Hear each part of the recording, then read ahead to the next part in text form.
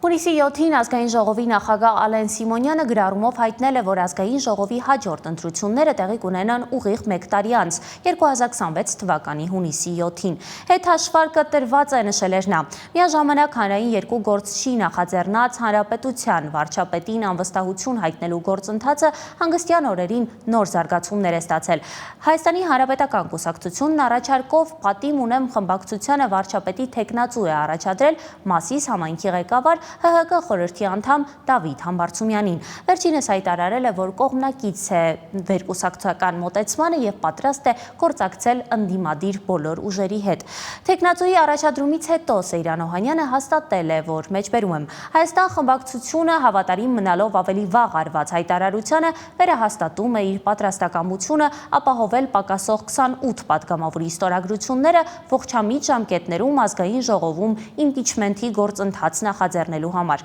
Այս հարցերի շուրջ «Պատիմ ունեմ» խմբակցության մեր գործընկերների հետ պատրաստ ենք հավելյալ քննարկման։ Մինչև այս պահը վարչապետի իրենց թեկնածուին Լուսավոր Հայաստան կուսակցության նախագահ Էդմոն Մարուքյանին ներկայացրել էին քաղաքացիական պայմանագիր խմբակցությունից հեռացած եւ իրենց անկախ պատգամավոր հռչակած Հովիկ Աղազարյանը եւ Հակոբ Ասլանյանը։ Աղազարյանը նախորդին հայտարարել է, որ ինքն ու Ասլանյանը չեն պաշտպանելու «Պատիվ ունեմի» թեկնածուին, իսկ առաջադրման համար անհրաժեշտ ստորագրությունների թիվը 36-ն է։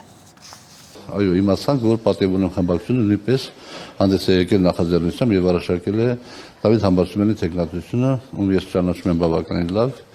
եւ բավականին լավ կարծիք եմ, բայց մենք ունենք մեր դիրքորոշումը եւ այսօր տեղի չեն ունեցել այնպիսի իրադարձություններ, որ մենք մեր դիրքորոշումից շեղվենք։ Այս դա նշանակում է, որ դուք եւ պարոն Ասլանյանը չեք միանա։ Այո։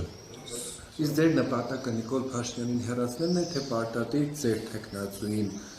առաջ տանելը։ Մեր նպատակը, մենք երկու նպատակ ենք հետապնդում։ Մեկը Նիկոլ Փաշինյանին հեռացնել եւ մյուսը 26 թվականի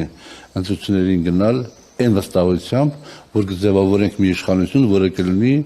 նորագույն պատմության մեջ ամենալեգիտիմը։ Եվ այս իմաստով մենք գտնում ենք, որ պարոն Էդմոն Մարուքյանի թեկնածությունը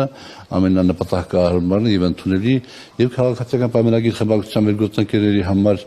եւ Հայաստան դաշինքի համար եւ Պատիվ ունեմ դաշինքի համար եւ արտախորհրդանական շատ ուժերի համար։